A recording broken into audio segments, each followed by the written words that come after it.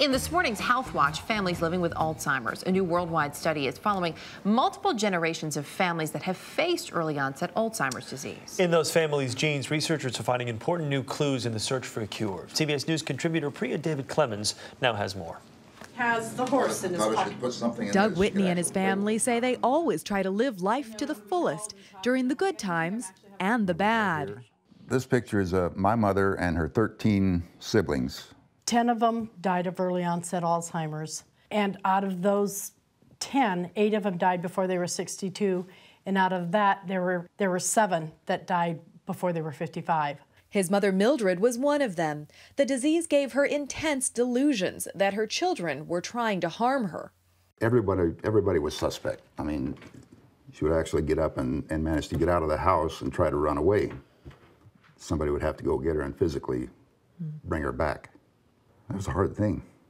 So when Doug turned 50, his wife Ione and 2 children, Brian and Karen, watched closely for signs his memory was failing. But Doug stayed symptom-free. When 60 rolled around, we really did think, you know, he must obviously not have it because he's not even showing any signs of it yet. So Doug thought he was safe, but wanted to see if his children risked having the disease. So when he was 62, he agreed to participate in the Dominantly Inherited Alzheimer's Network, or DIAN, study, a $14 million, 6-year international project about genetically transmitted Alzheimer's. We believe that the genetic test itself, that when it's positive, is nearly universally predictive of who will get Alzheimer's disease. The groundbreaking study is following patients over 6 years whose parents test positive for a genetic mutation known to cause Alzheimer's. About 20 years before people will have the first signs of memory loss or dementia, there are already changes occurring in the brain. And what that does is it offers a window of opportunity for which we can intervene in that process. Doug tested positive for the genetic mutation.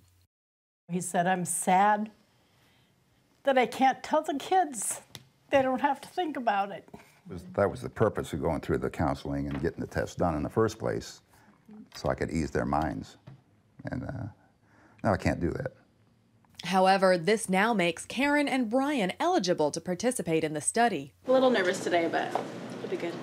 For 3 days, they undergo spinal tests, PET scans, Research studies. DNA indexing, and memory tests. So what was that name and address you were going to remember? John Brown, 42 Market Street, Chicago. Perfect. All right. So far, 30% of study participants have developed Alzheimer's symptoms. You know, someday my brain may not be able to tell me. Karen fears she will one day be one of them. How scary that is to know that your mind is, you're not in control of yourself. So even though they've been tested, Brian and Karen say they're not quite ready to learn if Alzheimer's is in their future. I don't know what the challenges may or may not be once I find out of the status of my mutations. Already, 5 of Doug's family members are participants in the DIAN study.